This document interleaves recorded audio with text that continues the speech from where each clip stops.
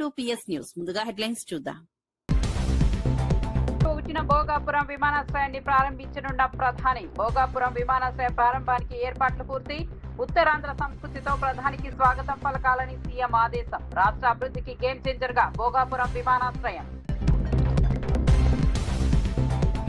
విద్యార్థుల సమస్యలపై పార్లమెంట్ లో చర్చ జరపాలన్న రాహుల్ గాంధీ. విద్యార్థుల అంశంపై ప్రత్యేక చర్చ కోరిన రాహుల్.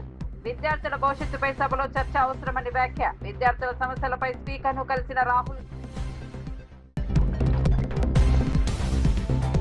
సాగునీటికే తొలి ప్రాధాన్యమన్న మంత్రి నిమ్మల రామానాయుడు. రిజర్వాయర్ల పరిస్థితి తర్వాతే సాగునీటి ప్రణాళికలన్న నిమ్మల. 6 తడి పంటల వైపు రైతులు మొగ్గు చూపాలని నిమ్మల సూచన. త్రాగునీటి సాగునీటి అవసరాల సమతుల్యంగా నిర్వహిస్తామని వ్యాఖ్య. రైతుల పట్ల కాంగ్రెస్ నిర్లక్ష్యంగా వ్యవహరిస్తోందన్న కేటీఆర్. పంటల కొనుగోలులో ప్రభుత్వం విఫలమైందని వ్యాఖ్య. రైతు కుటుంబాలకు వెంటనే సాయం అందించాలని కేటీఆర్ డిమాండ్. రైతుల సమస్యలపై ప్రభుత్వం స్పందించలేదన్న కేటీఆర్.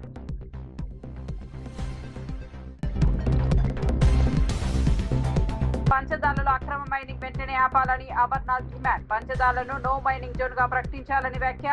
పవిత్ర క్షేత్రాల పరిరక్షణపై ప్రభుత్వాన్ని నిలదీసిన అమర్నాథ్. పంచదార్ల మైనింగ్ పై ఎంపీ సీఎం రమేష్ ను లక్ష్యంగా చేసుకున్న అమర్నాథ్. అల్లూరి సీతారామరాజు అంతర్జాతీయ విమానాశ్రయం ఆగస్టు 1న ప్రారంభానికి సిద్ధమవుతోంది.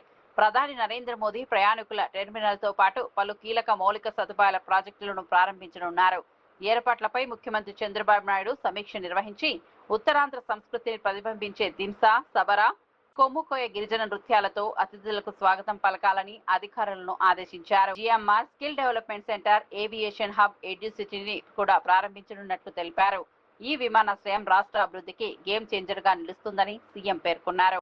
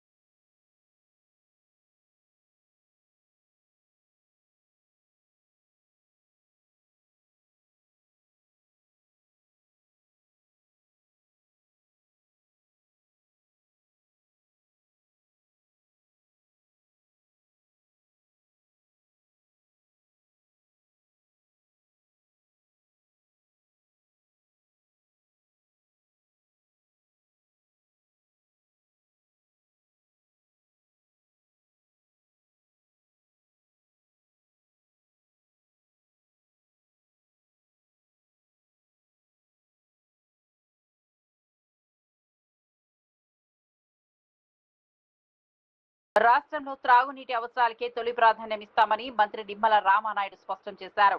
రాబోయే 15 నుంచి 20 రోజుల్లో రిజర్వాయర్లలోకి నీరు చేరిన తర్వాతే సాగునీటి ప్రణాళికలను ఖరారు చేస్తామని తెలిపారు. ప్రస్తుతం నీటి లభ్యతను దృష్టిలో ఉంచుకొని రైతులు 6 తడి పంటల వైపు మొగ్గు చూపాలని సూచించారు.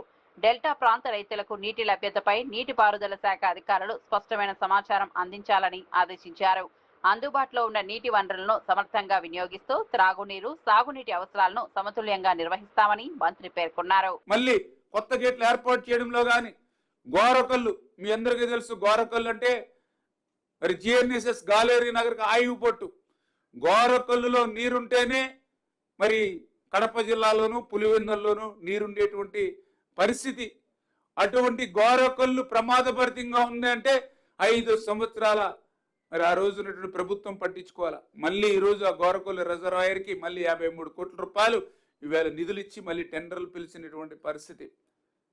ఎందుకంటే గోరకొల్లో నీళ్లుంటేనే అవుకులో నీళ్లుంటాయి, అవుకులో నీళ్లుంటేనే గండికోటలో నీళ్లుంటాయి, గండికోటలో నీళ్లుంటేనే చిత్రావతి బ్యాలెన్స్ రిజర్వాయర్కి నీళ్లుంటాయి. ఇలా ఏ రిజర్వాయర్కి నీళ్లు ఉండాలన్నా జిఎన్ఎస్ఎస్లో గోరకొల్లో ఉండాలి. ఆ చిత్రావతిలో నీళ్లుంటేనే ఆ యొక్క పులివెందుల్లో నీళ్లుంటాయి. అంటే ఈ రకంగా ఎంత అన్యాయం, ఎంత దుర్మార్గం. గత 5 సంవత్సరాల ఇటువంటి ప్రాజెక్టులు, రిజర్వాయర్లు ఒక్క రూపాయి కూడా వెచ్చించకుండా ఎట్లా గాలిలో వాటి భద్రత వదిలేసిందో గత ప్రభుత్వం మనందరం కూడా చూసాం. మరి ఇటువంటి పాలన వైఫల్యం గత ప్రభుత్వం అవుతే ఈ 2 సంవత్సరాల్లోనే వాటన్నిటిని కూడా గాడిలో పెడుతూ పట్టాలు ఎక్కిస్తూ వీటన్నిటికీ కంక్లూజింగ్ మీరే చూస్తారు. సాగునీటి ప్రాజెక్టుల మీద ఎవరు ఎంత ఖర్చు పెట్టారో ఈ ఒక్క షీట్ మీకు సరిపోతుంది. ఆంధ్రప్రదేశ్ రాష్ట్ర ప్రజలకు కానీ రాయలసీమ ప్రజలకు కానీ ఏ ప్రభుత్వం ఇరిగేషన్ శాఖ ఎంత ప్రాధాన్యత ఇచ్చింది అనేది ఈవేళ లెక్కలు చెప్తూ ఉన్నాయి, బడ్జెట్ చెప్తూ ఉంది, జరుగుతున్నటువంటి పనులు చెప్తూ ఉన్నాయి ప్రోగ్రెస్. అందులో ముఖ్యంగా 2014, 2019 5 సంవత్సరాల తెలుగుదేశం ప్రభుత్వ హయాంలో ఆ రోజు ఇరిగేషన్కి సంబంధించి 68,000 కోట్ల రూపాయలు ఆ రోజు మనం వెచ్చించినటువంటి పరిస్థితి. గ్రాఫ్ కూడా చూపించాము ఒకసారి. 68,000 కోట్లు. ఇప్పుడే చూడండి, గ్రాఫ్ చూసుకుంటే మీకు చాలా క్లియర్గా అర్థమవుతూ ఉన్నటువంటి పరిస్థితి. ఒక్కసారి ఆ గ్రాఫ్ చూస్తే ఆ రోజు 2014, 2019 5 సంవత్సరాల్లో 68,000 కోట్ల రూపాయలు మేము ఇరిగేషన్ రంగానికి వెచ్చించాం. అదే 2019, 2024 5 సంవత్సరాల్లో ఇరిగేషన్కి వెచ్చించింది వైసీపీ హయాంలో 32,000 కోట్ల రూపాయలు. ఎంత డిఫరెన్సో చూడండి. ఇక్కడ ఇంకొక విషయాన్ని చాలా క్లియర్గా అర్థం చేసుకోవాలి మా మీడియా మిత్రులు కూడా, ప్రజలు కూడా. ఆ రోజు 14, 19 5 సంవత్సరాల్లో దగ్గర 7 లక్షల కోట్ల బడ్జెట్ మాది. 7 లక్షల కోట్ల బడ్జెట్ ఉంటే 68,000 ఇరిగేషన్కి ఇచ్చాం. నాకు తెలుసుండి 19, 24, 5 సంవత్సరాల వైసీపీ. లోక్సభలో విద్యార్థులు ఎదుర్కొంటున్న సమస్యలపై ప్రత్యేక చర్చ నిర్వహించాలని కాంగ్రెస్ అగ్రనేత రాహుల్ గాంధీ డిమాండ్ చేశారు. ఈ అంశంపై చర్చకు అవకాశం కల్పించాలని లోక్సభ స్పీకర్ ను కలిసి విజ్ఞప్తి చేసినట్లు తెలిపారు. దీనిపై స్పందించిన స్పీకర్ ప్రభుత్వ అనుమతి లభిస్తేనే సభలో చర్చ చేపట్టడం సాధ్యమవుతుందని చెప్పారని రాహుల్ వెల్లడించారు. విద్యార్థుల భవిష్యత్తుకు సంబంధించిన కీలక అంశాలపై పార్లమెంట్ లో విస్తృతంగా చర్చ జరగాల్సిన అవసరం ఉందని ఆయన అభిప్రాయపడ్డారు. Speaker is telling us that to debate in Parliament, he has to take permission from the government. He is openly telling us that. ठीक है. देखिए, इशू स्टूडेंट्स की है, यूथ के फ्यूचर की है, और ये जो किया जा रहा है, लोगों को मारा जा रहा है, पीटा जा रहा है, this is completely un-Indian. Modi ji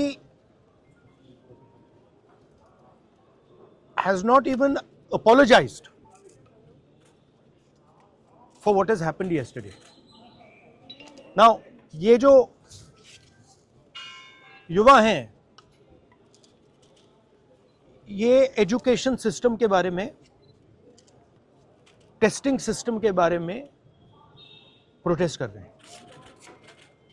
पूरा देश जानता है कि education system, testing system is broken. It has ceased to exist. Testing system has been hollowed out by termites. That is all they're saying. Nothing wrong with it. We've been saying it. I've been doing presentation after presentation about this. Why is the Prime Minister silent? What is the reason? He should apologize to the students and he should stop this nonsense of police people thrashing students. This is completely wrong.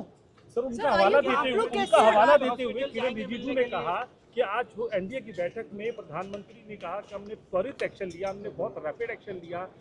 We are concerned. Prime Minister is concerned about the students and their future. Action was taken. 13 people were arrested.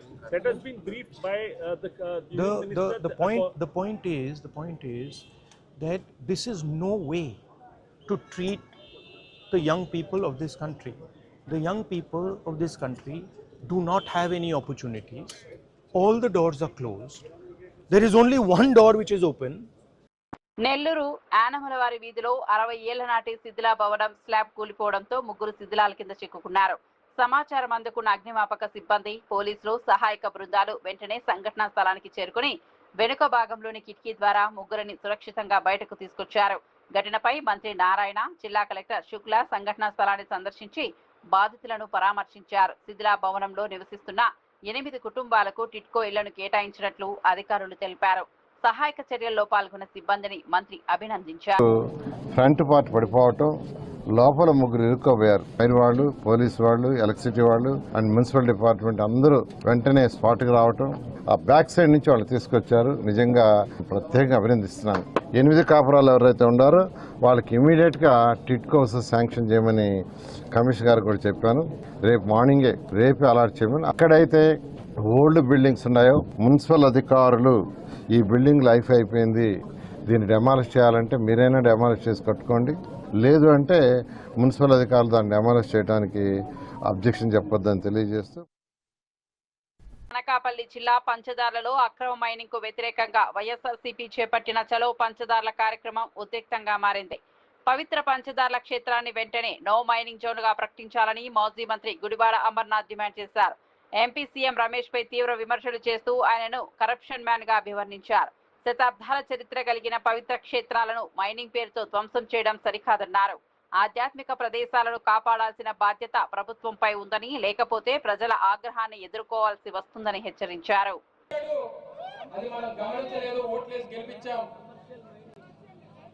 ఈరోజు కొండలు దోచిపోతా ఉన్నాడు, గుడిని గుళ్ళ లింగాన్ని దోచిపోయేటువంటి కార్యక్రమం చేస్తా ఉన్నాడు. నిన్న మొన్న చూసాం, అనకాపల్లి నుంచి అయోధ్యకి రైలు వేసాడంట. ఇక్కడ గుడిని గుళ్ళ లింగాన్ని మింగేశాడు. అక్కడ అయోధ్య రాముణ్ణి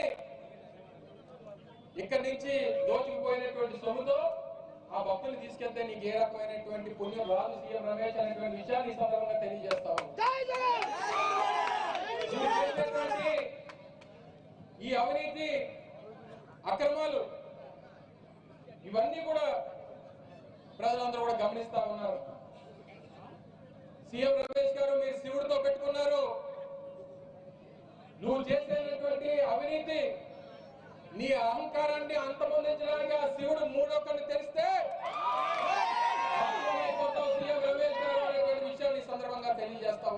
తెలంగాణలో రైతుల పరిస్థితిపై కాంగ్రెస్ ప్రభుత్వాన్ని తీవ్రంగా విమర్శించారు BRS working president KTR. Congress తెచ్చిన కరువుతో రైతులు తీవ్ర ఇబ్బందులు పడుతున్నారని ఆరోపించారు. పంటలను ప్రభుత్వం కొనుగోలు చేయకపోవడంతో వాటిని కాపాడుకునే ప్రయత్నంలో 4 రైతులు ప్రాణాలు కోల్పోయారని తెలిపారు. రైతు కుటుంబాలకు న్యాయం చేయాలని బీఆర్ఎస్ నేతలు గంటల తరబడి ధర్నా చేసినా ప్రభుత్వం స్పందించలేదని విమర్శించారు. మరణించిన రైతుల కుటుంబాలకు తక్షణ సాయం అందించి పంటల కొనుగోలు విషయంలో ప్రభుత్వం వెంటనే చర్యలు తీసుకోవాలని కేటీఆర్ డిమాండ్ చేశారు. చిరాలలో జరిగింది రైతు సోదరులకు ఒక మహా విషాదం. ఒకటే నియోజకవర్గంలో ప్రభుత్వం పంటలు కొనకపోతే కొనుగోలు కేంద్రాలలో కాపుగాసి అక్కడే ఉండి ఎక్కడ మా పంట నష్టమవుతుందో అని చెప్పి భయంతోని కదలకుండా ధాన్యాన్ని కాపాడుకునే ప్రయత్నంలో 4 అన్నదాతలు మృత్యువాత పడ్డారు. ప్రభుత్వ నిర్లక్ష్యం వల్ల తెచ్చిన ధాన్యాన్ని 30 రోజులు 60 రోజులు కొనేటోడు దిక్కులేడు, సంచులిచ్చేటోడు దిక్కులేడు. ఈ దిక్కు దివానం లేని ప్రభుత్వంలో అన్నదాతకు మరి దిక్కులేని పరిస్థితి వస్తే ఆ పంటను కాపాడుకునే ప్రయత్నంలో ఆ కొనుగోలు కేంద్రం దగ్గరే కాపుగా చిన్నప్పుడు గోడ కూలితే 4 రైతులు చనిపోవడం జరిగింది. 4 రైతులు చనిపోతే ప్రధాన ప్రతిపక్ష పార్టీకి సంబంధించిన బీఆర్ఎస్ పార్టీకి సంబంధించిన నాయకత్వం మాజీ ఎమ్మెల్యే మా దివాకర్ రావు గారు, మా జీవన్ రెడ్డి గారు, మాజీ మంత్రి గారు 8 గంటలు ధర్నా చేసినా దున్నపోతు మీద వానబడ్డట్టు ప్రభుత్వం నుంచి స్పందన రాలే. చివరికి ఏదో మొక్కుబడిగా ఒప్పుకున్నారు, చూస్తాం చేస్తాం ఒప్పుకున్నారు. కానీ ఈ రోజు వరకు దాదాపు 2.5 నెలలు గడిచిపోయినా స్పందన లేదు. మాజీ మంత్రి హరీష్ రావు వరంగల్ జిల్లాలో నెలకొన్న కరువు పరిస్థితులపై కాంగ్రెస్ ప్రభుత్వాన్ని తీవ్రంగా విమర్శించారు. ఇది ఎల్నివో కారణంగా వచ్చిన కరువు కాదని ప్రభుత్వ నిర్లక్ష్యంతో ఏర్పడిన పరిస్థితి అని ఆరోపించారు. కేసీఆర్ హయాంలో సమ్మక్క బ్యారేజీ నిర్మాణం, దేవాదుల 3 దశల పనులు పూర్తి చేసి నీటిని ఎత్తేందుకు అన్ని ఏర్పాట్లు చేశారని గుర్తు చేశారు. ప్రస్తుతం పంపులు ప్రారంభించకుండా ప్రభుత్వం రైతులను ఇబ్బందులకు గురి చేస్తోందన్నారు. వెంటనే సాగునీటిని విడుదల చేసి రైతులను ఆదుకోవాలని హరీష్ రావు ప్రభుత్వాన్ని డిమాండ్ చేశారు. కట్నీళ్లు పెట్టిన పొయ్యి లెక్క తయారున్నా కూడా మీ నిర్లక్ష్యం వల్ల నీళ్లెత్తక వరంగల్ జిల్లాను కరువు కోరల్లో మీరు నిలుపుతా ఉన్నారు. ఇవాళ బీఆర్ఎస్ ప్రభుత్వం 3,17,000 ఎకరాల ఆయకట్టును నీళ్లు ఇవ్వడానికి దేవాదుల పూర్తి చేసింది. కట్కొత్తుతే 3,17,000 ఎకరాలకు వరంగల్ జిల్లాకు సాగునీరు అందుతుంది, వరంగల్ తాగునీరు అందుతుంది. కట్క ఒత్తకుండా మీరు ఎందుకు వరంగల్ జిల్లాను ఆగం చేస్తున్నారు? మీకు గుర్తు, పోయిన సంవత్సరం కూడా 8 కోట్ల రూపాయలు మెయింటెనెన్స్ బిల్లులు ఇవ్వకపోవడం వల్ల దేవాదులలో 50 రోజులు ఆలస్యంగా మోటార్లు ప్రారంభమైనాయి. దాంతో 700-800 కోట్ల రూపాయల పంట వరంగల్ జిల్లాలో గత సంవత్సరం ఎండబెట్టింది కాంగ్రెస్ ప్రభుత్వం. అర్ధాంతరంగా మీరు మోటార్లు ఆన్ చేయక 7-8 కోట్ల రూపాయలు విడుదల చేయక 800 కోట్ల రూపాయల పంటను పోయిన సంవత్సరం దేవాదుల కింద ఎండబెట్టింది కాంగ్రెస్. ఈ సంవత్సరం కూడా ఇంత ఎలినినో వస్తుందని శాస్త్రవేత్తలు, ప్రపంచము, భారత ప్రభుత్వం చెప్తుంటే 6 నెలల నుంచి చెప్తుంటే మొద్దు నిద్రపోతున్నారా? మెయింటెనెన్స్ వర్క్స్ చేసుకోరా? ట్రాన్స్ఫార్మర్లు రిపేర్స్ ఉంటే చేసుకోరా? ఎందుకు 10 మోటార్లు నడపడం లేదు? ఇది నేరపూరిత నిర్లక్ష్యం కాదా? నీళ్లుండి కూడా ఎత్తకపోవడానికి ఇవాళ ఏం చేయాలి? మిమ్మల్ని నీళ్లు కండ్ల ముందు నీళ్లుండగా కూడా ఒడిసి పెట్టాల్సింది పోయి మీరు కింద. విద్య, ఐటీ శాఖల మంత్రి నారా లోకేష్ మంగళగిరిలో పేదల కుటుంబాలకు సుమారు 1000 కోట్ల విలువైన శాశ్వత ఇంటి స్థలాల పట్టాలను పంపిణీ చేశారు. ఎన్నికల సమయంలో ఇచ్చిన హామీ మేరకు ఈ కార్యక్రమాన్ని అమలు చేస్తున్నామని తెలిపారు. కూటమి ప్రభుత్వం రాష్ట్ర ఆర్థిక వ్యవస్థను గాడిలో పెట్టడంతో పాటు ఆర్థిక అభివృద్ధిని, సంక్షేమాన్ని సమానంగా ముందుకు తీసుకెళ్తోందన్నారు. అర్హులైన ప్రతి పేద కుటుంబానికి సొంత ఇంటి కలను నెరవేర్చడమే ప్రభుత్వ లక్ష్యమని స్పష్టం చేశారు. సంక్షేమంతో పాటు అభివృద్ధిని సమన్వయం చేస్తూ రాష్ట్రాన్ని పురోగతి దిశగా తీసుకెళ్తామని లోకేష్ పేర్కొన్నారు. నేనేంటో మీకు అర్థమో లేదు, ఈ లోపల ఎన్నికలు అయిపోయినాయి. 5300 ఓట్లతో ఓడిపోయా. ఓడిపోయిన రోజు బాధ, ఆవేదన నాకు కలిగింది. కానీ రెండో రోజు నుంచి ఆ బాధ, ఆవేదన నాలో కసి పెంచింది. ఇక్కడనే మళ్ళీ పోటీ చేయాలి, మీ మనసు గెలుచుకోవాలని ఆనాడు నా ప్రయాణం ప్రారంభించా. 5 సంవత్సరాలు ఎప్పుడు మంగళగిరి ప్రజల్ని కలిసినాం. ఆయా దశాబ్దాలుగా మేము మా ప్రాంతంలో నివసిస్తున్నాం. బంధువులు కానీ, మిత్రులు కానీ అందరూ మా ప్రాంతంలో ఉన్నారు. రూపాయి జమ చేర్చి ఈరోజు ఇల్లు కట్టుకున్నాం. ఎవరో అపోవాలేస్తున్నారు, ఇక్కడ ఉండేదానికి లేదంటున్నారు, రేపు మా భూమి లాగేసుకుంటున్నా అంటున్నారు. మీరు మా భూమికి శాశ్వత హక్కు కల్పించండి అని మీరు అడుగుతూ వచ్చారు. ఆ రోజు నేను మీ అందరికి ఒకటే చెప్పా, ఒకేసారి అందరు భూముల్ని నేను రెగ్యులరైజ్ చేయలేను. ఎందుకంటే కొన్ని అటవీ శాఖ కింద ఉంటాయి, కొన్ని కొండ పోరంబోకని ఉంటాయి, అనేక క్లాసిఫికేషన్స్ కింద ఉంటాయి. కానీ తప్పనిసరిగా ఇచ్చిన హామీ 5 సంవత్సరాలు నేను నిలబెట్టుకుంటా అన్నాను. ఈరోజు రెండో విడత కింద 3000 కుటుంబాలకి శాశ్వత భూ హక్కు కల్పిస్తున్నాం. భూమి మీది, మీరే ఉంటున్నారు, ఇల్లు కట్టుకుని నివసిస్తున్నారు, కానీ తాకట్టు పెట్టే పరిస్థితి లేదు. భయంతో మీరు బతికారు. ఎవరో వస్తారంట, ఎవరో బీకేస్తారంటనా దశాబ్దాలుగా ఒక భయంలో మీరు బతికారు. ఈరోజు ఆ భయం అనేది పోతుంది.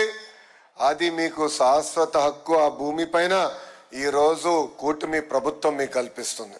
ఆనాడు మీ అందరిని ఒక విషయం కోరా. 2019 ఎన్నికల తర్వాత నేను అనేక అవమానాలు ఎదుర్కొన్నా. చాలా మంది నన్ను ఎగతాళి చేశారు. సొంత నియోజకవర్గం గెలుచుకోలేకపోయాం. చంద్రబాబు నాయుడు గారి పైన కూడా కించపరిచే విధంగా మాట్లాడారు. నీ కొడుకును నువ్వు గెలిపించలేకపోయావు అని చెప్పారు అన్నాడు. మిమ్మల్ని అందరూ ఒకే విషయం అడిగా, 5300 ఓట్లతో ఓడిపోయా, దాని పక్కన ఒక్క 0 పెట్టి నన్ను గెలిపించండి, అభివృద్ధి సంక్షేమం ఏంటో చేసి చూపిస్తానని చెప్పా.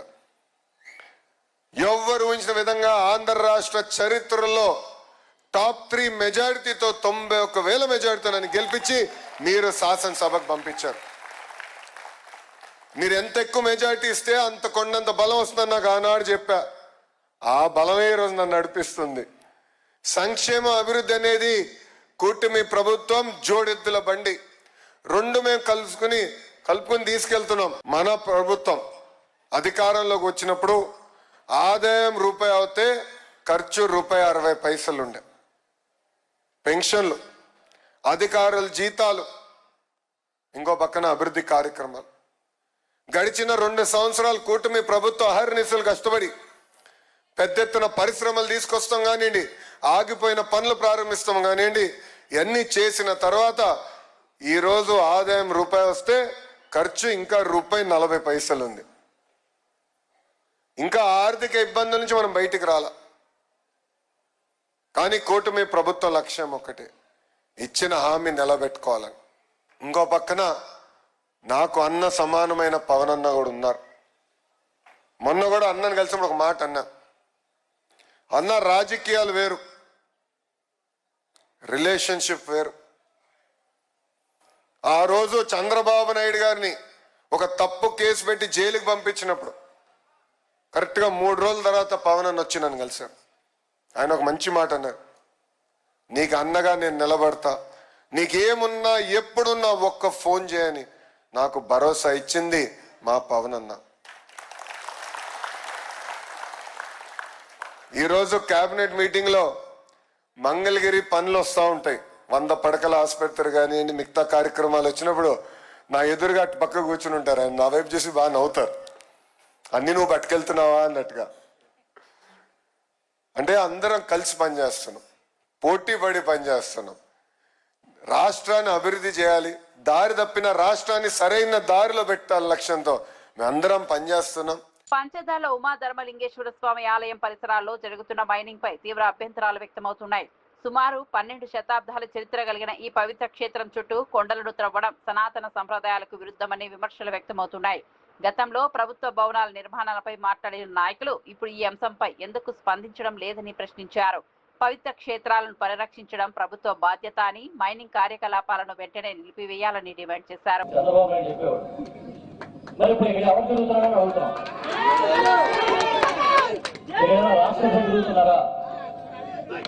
ఈ పని కొండ మీద రాక్షసులు గారు తిరుగుతున్నారా? మీరు కొండని గొడవ చేసేస్తున్నారు.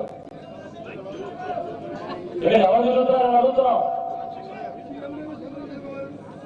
ఆ రోజు అక్కడ ప్రభుత్వ భవనం కోసం చదువు చేస్తే అది కూడా గ్రామ నమ్మకానికి కాదు, పోలకానికి కాదు, అల్లరి చేశారు.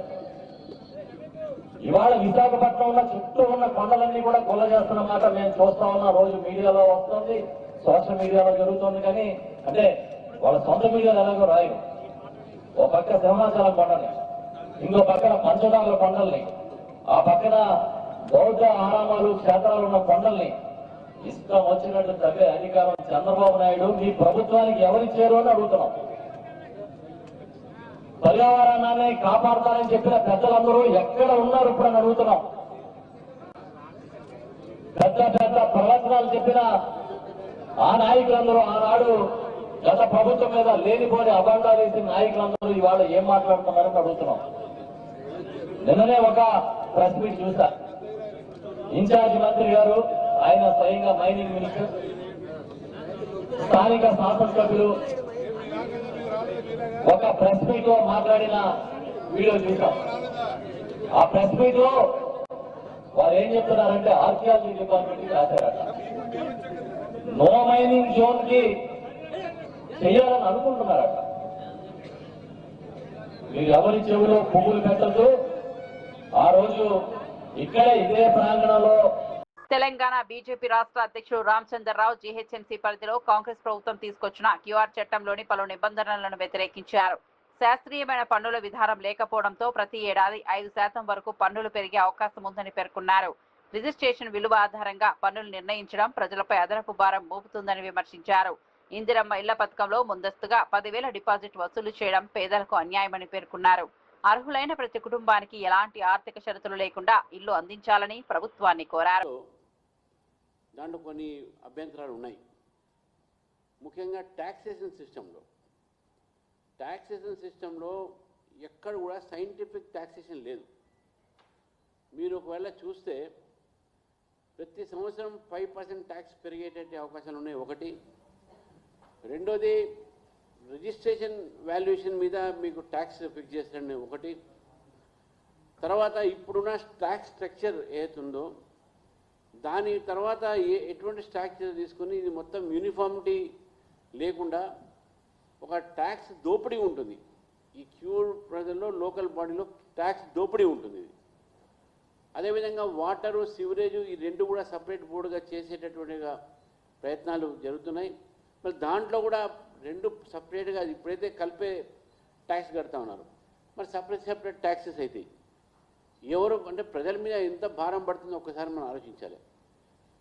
రెండోది, ఇక్కడ విషయం ఏంటంటే గతంలో జిహెచ్ఎంసీలో మ్యాండేటరీ ఏంటంటే వార్డ్ మెంబర్స్గా కొంతమంది వాళ్ళు సెలెక్ట్ చేసుకొని లోకల్ కార్పొరేటర్స్, వార్డ్ మెంబర్స్తో పాటు స్థానిక సమస్యలపైన స్థానికంగా ఉన్నటువంటి ఒక పరిపాలనలో భాగంగా ఉంటుండే.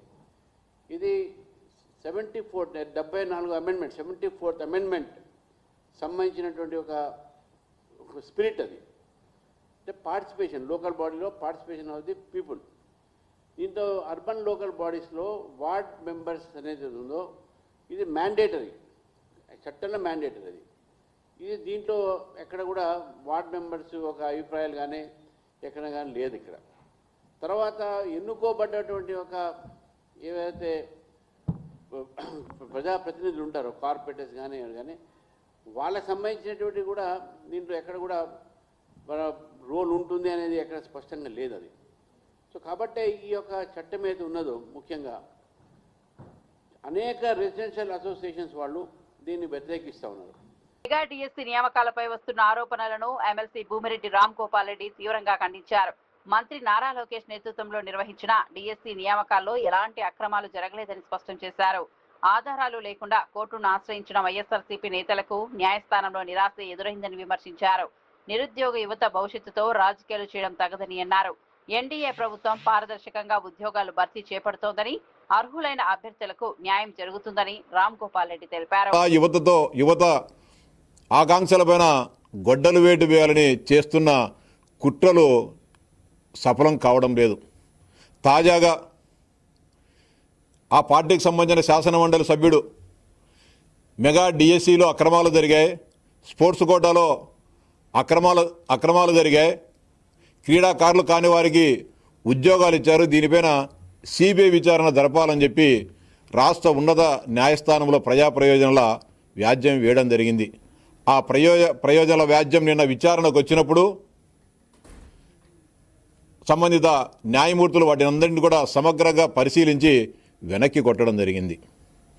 దీంట్లో ఏమీ లేదు, ఇది ఏదో కావాలనే మా సమయాన్ని వృధా చేసేదానికి ఈ పిటిషన్ వేసినట్లుంది, ఇది సరికాదని చెప్పి అని వ్యాఖ్యానిస్తే ఈ పిటిషన్ మేము వెనక్కి తీసుకుంటామని చెప్పి వైఎస్ఆర్సీపీకి చెందిన లాయర్లు వెనక్కి తీసుకోవడం జరిగింది. ఈ సందర్భంగా వైఎస్ఆర్సీపీ నాయకులను సూటిగా ప్రశ్నిస్తూ ఉన్నా, ఈ రాష్ట్ర ప్రజలు కూడా గమనించాలని చెప్పి సవినయంగా విజ్ఞప్తి చేస్తూ ఉన్నా. ఏదైనా మనం కోర్టుకు పోయేటప్పుడు, ఏదైనా మనలో న్యాయం ఉండాలనేటప్పుడు, మనం ఆ కేసు గెలిచాలనేటప్పుడు మన దగ్గర ఉన్న సమస్త సమాచారాన్ని 1% కూడా మిగల్చుకోకుండా మొత్తం సమాచారాన్ని ఒకరోజు ఆలస్యమైనా కూడా వాటన్నిటిని కూడా సమగ్రంగా సేకరించి కోర్టులో మనము దావా వేస్తాం. కానీ వైఎస్ఆర్సీపీ నాయకుల దగ్గర ఏ ఆధారాలు లేవు కాబట్టి, మెగా డిఎస్సిలో ఏ చిన్న తప్పు కూడా లేదు కాబట్టి, వారికి ఏమీ దొరకలేదు కాబట్టి ఊరికి వేగ్గా ఏదో 4 పేపర్లు పెట్టేసి 16,000 మంది పేర్లు పెట్టేసి, లేకపోతే స్పోర్ట్స్ కోటాలో వచ్చిన వాళ్ళ పేర్లు పెట్టి వీళ్ళందరిపైన సిబిఐ విచారణ జరపండి అని చెప్పి పిటిషన్ వేసి మొటిక్కాయలు కొట్టించుకోవడం జరిగింది. రాష్ట్ర ప్రజలు కూడా గమనించాలా. అంటే వీరు చేస్తున్న కుట్రలు ఏ విధంగా ఉన్నాయి. దాదాపు 7 ఏడాది అవుతుంటే వారు ఉద్యోగాలు నియామకాలు పొంది ఈరోజు కూడా భోగాపురం విమానాశ్రయాన్ని ప్రారంభించనున్న ప్రధాని. భోగాపురం విమానాశ్రయ ప్రారంభానికి ఏర్పాట్లు పూర్తి. ఉత్తరాంధ్ర సంస్కృతితో ప్రధానికి స్వాగతం పలకాలని సీఎం ఆదేశం. రాష్ట్ర అభివృద్ధికి గేమ్ చేంజర్ గా భోగాపురం విమానాశ్రయం. విద్యార్థుల సమస్యలపై పార్లమెంట్ లో చర్చ జరపాలన్న రాహుల్ గాంధీ. విద్యార్థుల అంశంపై ప్రత్యేక చర్చ కోరిన రాహుల్. విద్యార్థుల భవిష్యత్తుపై సభలో చర్చ అవసరమని వ్యాఖ్య. విద్యార్థుల సమస్యలపై స్పీకర్ ను కలిసిన రాహుల్.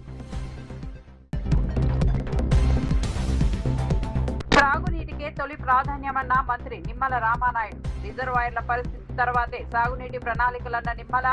6 తడి పంటల వైపు రైతులు మొగ్గు చూపాలని నిమ్మల సూచన. త్రాగునీటి, సాగునీటి అవసరాలు సమతుల్యంగా నిర్వహిస్తామని వ్యాఖ్య. రైతుల పట్ల కాంగ్రెస్ నిర్లక్ష్యంగా వ్యవహరిస్తోందన్న కేటీఆర్. పంటల కొనుగోలులో ప్రభుత్వం విఫలమైందని వ్యాఖ్య. రైతు కుటుంబాలకు వెంటనే సాయం అందించాలని కేటీఆర్ డిమాండ్. రైతుల సమస్యలపై ప్రభుత్వం స్పందించలేదన్న కేటీఆర్.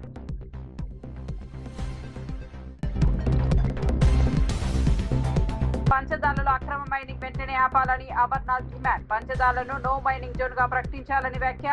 పవిత్ర క్షేత్రాల పరిరక్షణపై ప్రభుత్వాన్ని నిలదీసిన అమర్నాథ్. పంచదార్ల మైనింగ్ పై ఎంపీ సీఎం రమేష్ ను లక్ష్యంగా చేసుకున్న అమర్నాథ్.